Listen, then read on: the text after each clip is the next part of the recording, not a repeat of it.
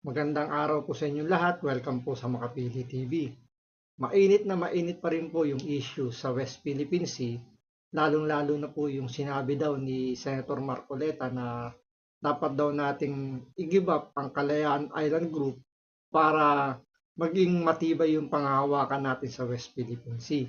At marami rin yung naniniwala na kapag sinabi mong West Philippine Sea, eksklusibo lang or nasa teritoryo yan ng Pilipinas at walang sino mang bansa ang pwedeng pumasok sa tinatawag nating West Philippine Sea. Ngayon, itong Kalayaan Island Group na to ay labas to dun sa sinatawag nilang 200 nautical mile na exclusive economic zone.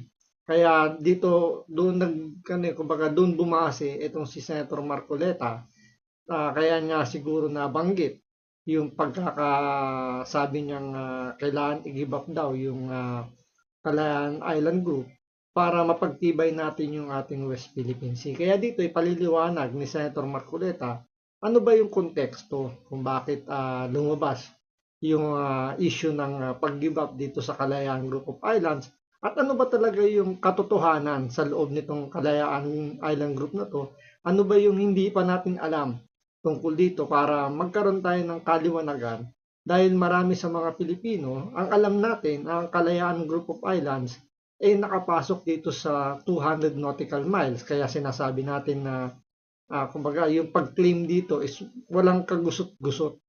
Kaya ito, lilinawin po natin dito sa usapin na to para meron tayong knowledge pagdating dito sa Kalayaan Island Group na to. So ito panoorin po natin siyempre bago lahat.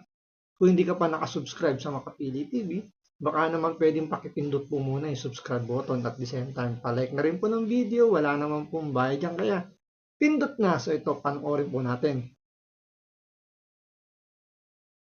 Senator, bakit may ibang senador na sinasabi pinamimigay mo daw yung Kalayaan Island Group? Kailan ko daw sinabi?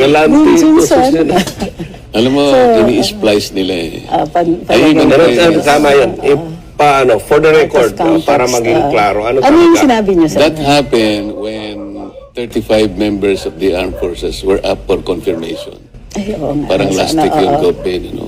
So I was surprised that even the one who represented them, who's a captain, is the highest ranking na nandun sa amin.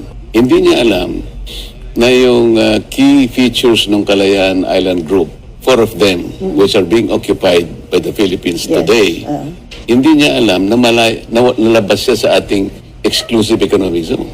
More than 200 nautical miles away. All the while. Okay, so clarify ko lang muna guys. Yung territorial waters po kasi natin that only extends up to 12 nautical miles po from the baseline. May ano yan eh, may mga ganyan-ganyan yan na palibot sa islands po natin kasi archipelago tayo. Tapos from there, ma-establish po yung baseline ng territorial waters natin. Tapos mag-extend yan ngayon up to 200 nautical miles as the exclusive economic zone. Pero yung sa EEZ po, hindi na yun considered as territory talaga ng Philippines. Okay, so sa EEZ, yung may right na lang po tayo dyan is to utilize, to research, and to basically in relation lang po to the resources na nandun sa 200 nautical mile. Kaya po exclusive economic zone yung tawag, hindi na territorial water. So strictly speaking, yung territory lang po talaga natin extends up to the 12 nautical miles which constitutes as our territorial waters. Okay? So tama po dito si Senator. So kumbaga dito, pinaliliwanag ni attorney na may mga layers yung pagsakop dito sa teritoryo ng Pilipinas. Yung talagang sinatawag nating 12 nautical mile, yan lang yung masasabi nating yung pinaka-exclusive. Yung walang pwedeng sino mang bansa ang pwedeng pumasok ng walang pahintulot, yung 12 nautical mile. Ngayon, after ng 12 nautical mile, may panibagong layer uli, which is yung 200 nautical mile na exclusive economic zone. Doon, yun yung nagkakaroon ng problema ng tension. Kasi nga, hindi mo naman pwedeng basta-basta pagbawalan or hindi mo pwedeng arestuhin basta-basta or kung anumang interruption yung pwede mong gawin dahil may ruling dyan yung international, yung UNCLOS, na yan ay isang traditional fishing ground. So, hindi mo pwedeng pagbawalan ng kahit na sinong bansa na kalapit bansa natin, na pagbawalan mangisda doon dahil nga traditional fishing ground. Yan yung hindi ipinapaalam sa atin o marami sa atin ang hindi nakakaalam na may ganung layer pala. So, yung 12 nautical mile, yun yung talagang tinatawag natin, pwedeng sabihin natin exclusive talaga na sa atin lang. Pero pagdating doon sa 12 nautical miles, 200 nautical miles, hindi mo na siya pwede i-consider as exclusive economic zone. So, wala itong pinagkaiba. Parang ang nangyayari kasi dito, sa wording lang tayo naniniwala eh. Pag sinabi kasi exclusive, atin lang. Diba? Wala nang pwedeng iba. Tayo lang yung may control. Tayo lang yung, kumbaga, atin talaga. Mag-isa lang tayong may control doon. So, yun yung nagiging paniniwala natin. Parang yung, ICC, diba? I mean, ICI. Diba? Yung Independent Commission for Infrastructure, di ba? Yung sa flood control. Inilagay lang ni Bongbong Marcos yung independent para lang masabing hindi niya pinakikialamanan yung yung ICC. Pero in reality, may control pa rin si Bongbong Marcos kasi kinreate yun na executive. So hindi siya independent talaga. Which is parang dito sa ECC na to, hindi siya talaga totally exclusive. Kasi pwedeng pumasok yung ibang neighboring country natin. Unlike dun sa 12 nautical mile talaga na pwede natin sabihin yun talaga yung exclusive. Kasi pwede natin silang arestuhin kapag sila ay pumasok doon. Po dito si Senator Marcoleta na labas na yun sa not only sa EEZ natin kundi pati sa territorial waters. However, kung nakita po ninyo yung dito nga sa Constitution, ang nakalagay naman, and all other territories over which the Philippines has sovereignty or jurisdiction. So even if a group of islands po is outside the territorial waters natin, pwede pa rin po yan makonsider as territory ng Philippines as long as may sovereignty and jurisdiction po tayo over that. So yung best example na lang po niyan is yung sa United States of America, 'di ba? Kasi yung Guam and Hawaii, sobrang layo na po nun sa USA. Lampas na po talaga yon dun sa 12 nautical miles na territorial waters nila. Nevertheless, it still forms part of their territory kasi they have sovereignty and jurisdiction over those islands. Okay? So, yan lang po ang gusto ko idagdag. So, napalecture na tuloy ako ng territorial waters. Anyway po, tuloy tayo. All the while, can you imagine that? All the while, ang akala niya, nasa loob ng ECC. So, Commodore Tariela did not even tell them the whole story. So, akala ko ba siya ang spokesman ng WPS Transparency Group Office? Correct. He hasn't been so transparent about it. So, teka, this is a Navy captain, sir? Hindi, armed forces siya. So, Army, Si Commodore, ang counterpart niya sa Army is a general. Kaya lang, civilianized na ang Coast Guard, alam mo naman. Yes, Kaya lang, tayo naman. Kahit civilian ka na, naka-uniforme ka pa. So, Under DOTR ang Coast Guard eh. Yes, Pero, so- uniform servicemen sila. Yun ang So, naging problema. nagulat sila na outside, Hindi nila tapos may alam. nagre-react na ibang mga senador nga na pinamimigay niya. Pero, this is correct. Yung Kalayaan Island Group, hindi outside siya sa EEZ kasi ang claim natin sa kanya is occupation. Walang question doon, di ba? We exercise sovereignty over Kalayaan question because doon. matagal na natin occupy Tayo yun ang eh. occupant doon. Yes. So, territory natin yun. Yes, so, Ang hindi lang nila maintindihan, okay, kino-connect nga natin yung na-generate na maritime area doon sa tinatawag na West Philippine Sea. Magkakaroon na napakaraming obstacles yes. doon mismo sa articles ng UNCLOS. Kaya ko sabi ko, Kapitan, do you realize the legal impediments? Sa UNCLOS pa lang sasabit na tayo. So, nung minumustra ko yung difficulty, I was raising a question out of pique. Yes. Para bang sinabi ko kay Gob Ben, Gob, sinasabi ko sa iyo, mapanganib talaga yung lugar na yan, ha? So hindi mo sinabi bahala na ka. i-give up na natin. Hindi, bahala ka. Pero kung gusto mong magpakamatay, Ben, pumunta ka doon. I am not advocating na magpakamatay si Gob Ben. I'm stressing yung warning ko sa kanya na huwag kang pupunta doon dahil mapanganib. So sinabi ko, it's very impossible na ma-enclose mo siya because there are several obstacles. Okay? So, you cannot do this unless you give it up. Parang ganun lang, no? I am not advocating. Teritoryo natin yun, eh. Yes. And territory is not part of the ruling or of the arbitral tribunal. Correct. Wala sa jurisdiction. Wala. na yun. Kasi UNCLOS yung sa arbitration. tayo, UNCLOS tayo. Okay, so I think it's clear naman na po na yung position ni Senator Marcoleta is territory talaga natin, yung Kalayaan Island Group, according to him, kinlarify naman niya. And yung claim nga natin doon is based on occupation. So dyan po kasi minsan nagkaka-confuse since laging West Philippine Sea, puro sea, South China Sea, yung naririnig natin. Pero there are numerous ways po kasi to establish yung territory ng Philippines, diba? So like what I stated, pag yung archipelago lang natin based on dun sa baseline methods natin, wait lang, ipapakita ko na lang po sa inyo yung drawing para mas maintindihan nyo talaga. Okay, so ito po is from Wikipedia. Medyo magigets nyo na yung idea talaga nitong baseline na markings eh. So, di ba kasi archipelago po tayo nakaseparate. So, meron yung mga imaginary lines dyan, dyan, dyan, dyan. Tapos, yan yung mabubuo basically itong dark blue. And then from there, 12 nautical miles mag-extend. Yan yung strictly territorial sea talaga natin. Or in the simplest way na masabi ko po, parang extension pa po yan ng lupa natin, pero tubig na siya. Territorial sea yung tawag. So we can enforce fully lahat po ng batas talaga natin dyan. Okay, at kung may pumasok po dito sa territorial sea natin, that can be considered as invasion already of our territorial integrity as a sovereign nation. Okay, whereas po kasi, again, yung EEZ, like what I explained earlier, limited lang po yung rights natin dito to research and development, maintenance, and utilization of resources. Tapos usually, since malayo po yung 200 nautical miles, kung makita po nyo, diba, itong light blue EEZ, ang layo po niyan, magbabanggaan po talaga yan with other countries. Kaya nagkakaroon ng mga initiatives na shared exploration, utilization, so on and so forth ng resources.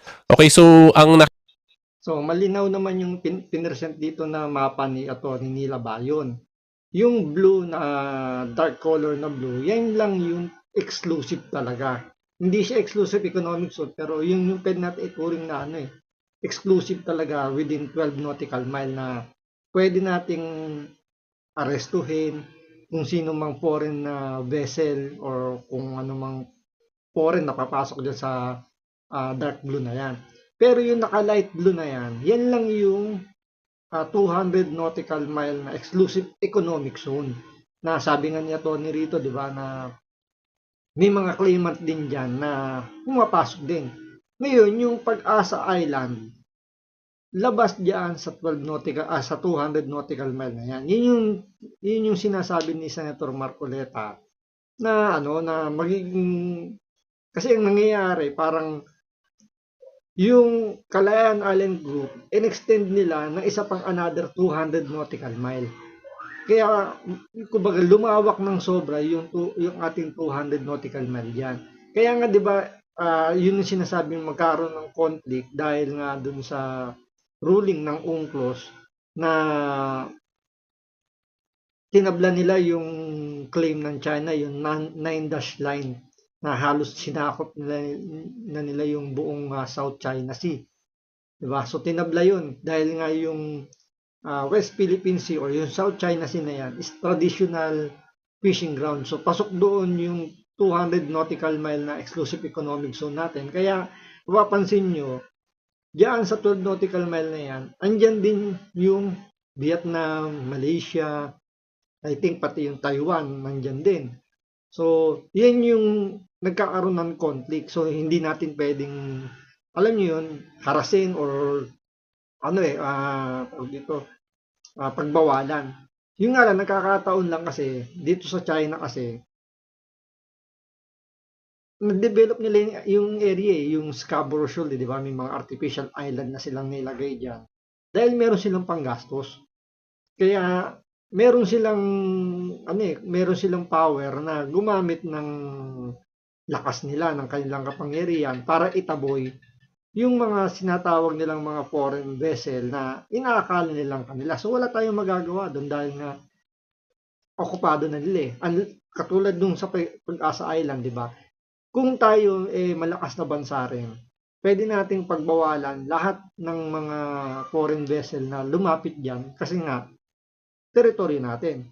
Pero dahil nga wala naman tayong ganyang kapasidad at yung ibang bansa ay meron, so grounded tayo. Tayo mismo yung kailangan mag-adjust talaga dahil nga wala tayong kakayanan. Kaya nga napakalaking bagay dito kung may natin yun, may paprogress natin yung Mapapaunlad natin yung mga hawak na teritoryo para mapagtibay natin yung pagka-claim doon. Tulad doon sa Pag-asa Island, meron ng munisipyo dyan, may mga civilian ano na, di ba? May at least 300 population, mga ganyan.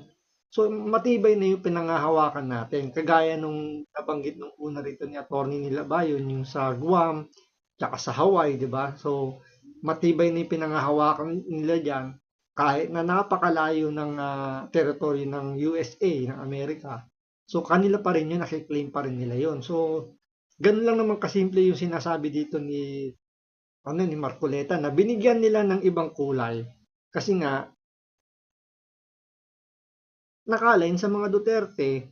At the same time, ayaw nila kay Marcoleta dahil nga na-expose na niya yung malaking problema pagdating dito sa West Philippine Sea na sinasabi nila na tayo yung nanalo. Yung mga misconception na ganun, na tayo daw yung nanalo dun sa UNCLOS, inaward sa atin yan ng UNCLOS, Pilipinas lang yung mayroong exclusive na rights pagdating dito sa West Philippine Sea na to, na sakop din ng South China Sea, yung kumbaga pinanindigan natin na yung West Philippine Sea is nakatala na sa world map, pero ang totoo wala talagang West Philippine Sea. Kaya nga rito sa sa mapang ilabas ni Atty. Nilabayo na galing sa Wikipedia, ang nakalagay South China Sea. Kasi nga hindi pa talaga totally recognized ng international organization o ng buong mundo yung West Philippine Sea. So wala pa talagang West Philippine Sea. Ang nangyari pa lang, nag-a-apply pa lang tayo para maitala yung West Philippine Sea. Kaya yun yung mga misconception na sinasabi nila na kumbaga yung maling paniniwalang pinaalam sa atin, especially dun sa mga hindi masyadong nagre-research pagdating dito sa West Philippine Sea. So, ang nakikita ko pong naging problem lang dun kay Senator Marcoleta ay parang nako-confuse ng iba yung EEZ from territorial waters and from the territory ng Philippines. But yun nga po, I already explained it naman. So, i-playback nyo lang po kung gusto nyo ulit marinig ano talaga yung ibig sabihin ng EEZ. But anyway po, since kinlarify naman na po ni Senator Marcoleta talaga dito na sa atin yung Kalayaan Islands, jurisdiction natin yon, and yung claim natin is via occupation, therefore wala siyang problem doon. Yung problem lang niya kung ipapasok daw sa EEZ. Pero kung ako nga po tatanungin, hindi naman kailangan talaga ipasok sa EEZ kasi as long as we have claim over it, we have territory, we have sovereignty and jurisdiction over it, then that forms part of the territory of the Philippines in accordance with Article 1 of the 1987. So yun, malino na malino. Sinagot na ni Senator Marcoleta yung issue patungkol nga doon sa sinasabi na pinamimigay niya yung West Philippines, yung Kalayaan Group of Islands. Ngayon, para magkaroon pa tayo ng mas malinaw na pagkakaintindi pagdating dyan sa Kalayaan Island Group na yan, ito yung isa pang balita para mas maliwanag na maintindihan natin yung tungkol dyan sa kalayaan na yan. So ito, panoorin natin ulit. Linawin po muna natin ang ilang mga misconceptions tungkol sa Pag-asa Island, ang West Philippine Sea at ang arbitral ruling noong 2016. Unang-una, hindi po totoo na inaangkin natin ang Pag-asa Island dahil lamang pasok po ito sa ating exclusive economic zone. Dati na po natin sinasabing hindi po ito ang dahilan at hindi po yan totoo. Ang Pag-asa Island, na kung tawagin ng iba ay T2 Island, ay nasa labas ng ating 200 nautical mile na EEZ. Yan po Di ba? Marami sa atin yan na talagang alam na ang Kalayaan Island Group na yan, Kalayaan Group of Islands na yan, is pasok siya doon sa 200 nautical mile na West Philippines Exclusive Economic Zone. Diba? Kasi pagkakaalam talaga natin pag sinabing Exclusive Economic Zone, Pilipinas lang ang merong karapatan. Walang ibang bansa ang pwedeng pumasok doon sa EEZ natin, which is yung 200 nautical mile. At dito, hindi nga rito na ipaliwanag din yung 12 nautical mile lang na isang sukat ba yung galing sa kalupaan talaga. Yun talaga yung tinasabing exclusive na pwede na tayong umaresto sa mga foreign vessel na papasok doon sa 12 nautical mile na yon. Ngayon dito, sinabi rin dito na labas ang Kalayaan Group of Islands doon sa 200 nautical mile. Na ang nangyayari kasi, parang ini-extend nila yung 200 nautical mile dahil nga malayo yung Kalayaan Group of Islands doon sa Palawan, which is nasa 270.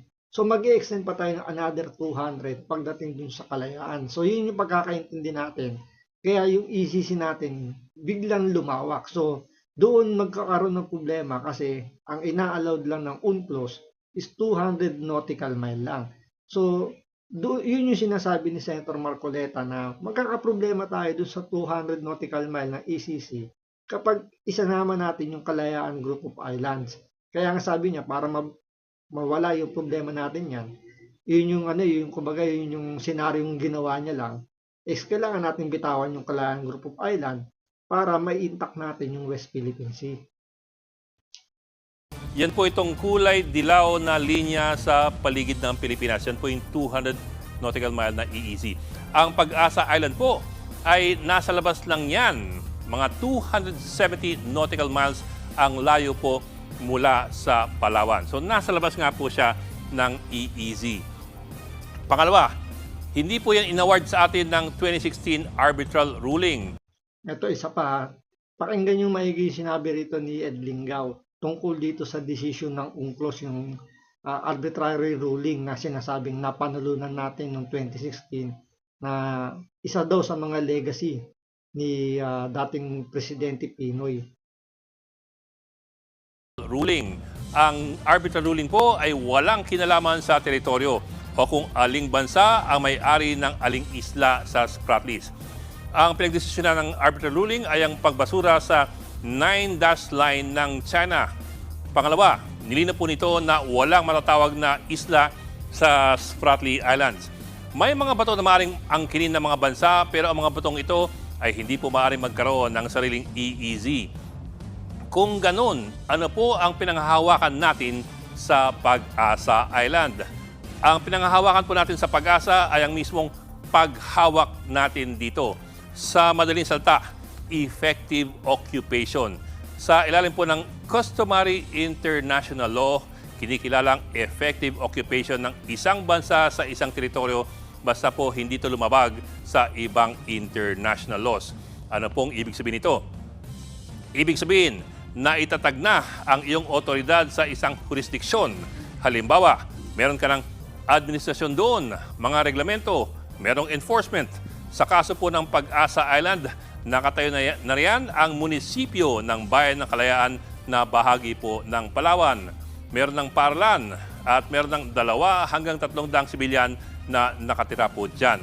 Liban pa riyan ang detachment ng militar at ng Coast Guard. Pero hindi parating ganyan dyan. Ayon po sa Taiwan, isang Taiwanese garrison ang nakapwesto sa T2 Island noong taong 1971. Pero napilitan daw silang lumisan dahil sa isang paparating na malakas na bagyo. At pagbalik daw nila matapos ng ilang buwan, nakapwesto na ang Philippine Marines sa kung tawagin natin ngayon ay Pag-asa Island. Last minute daw, pinigilan ng Taipei ang mga Taiwanese troops na makipaggera sa mga Pilipino. Ayon po yan sa China Times. At sa susunod na 5 dekada, Pilipino na po ang nakapwesto sa Pag-asa Island.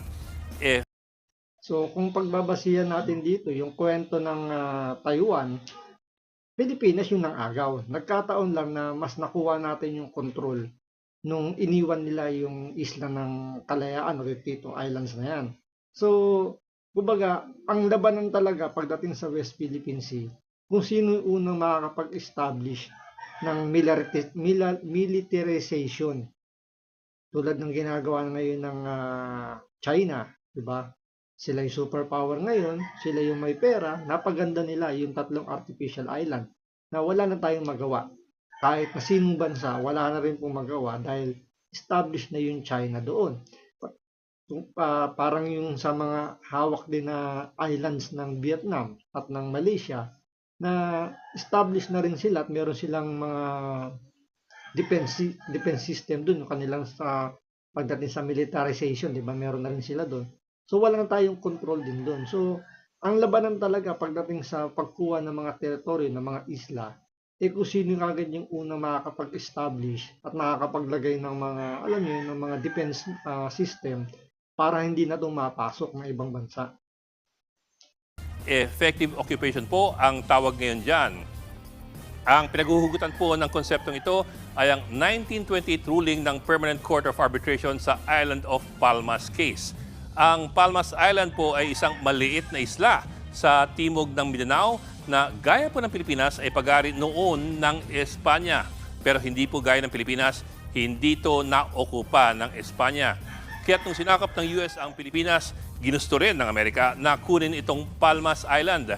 Yun lang, hawak na ito ng Netherlands. Ang ruling ng arbitrator sa kasong ito noong 1928 ay naging haligi ng mga susunod na desisyon tungkol sa pag-aangkin ng mga bansa ng mga teritoryo. Ang sabi po ng arbitrator, parating mas matimbang ang effective control kesa yung mga claim na, ay, kami kasi ang nakadiskubre niyan. O, uy, may kasaysayan kami dyan. O kaya, oy, lolo ko ang nagtayo ng bandera dyan. Kung ganon, edi pwede na rin bang angkinin ng China yung mga artificial islands na kanyang ginawa sa West Philippine Sea? Hindi po. Dahil artificial islands nga ang mga ito na tinayo lamang sa mga bahura o yung mga reef.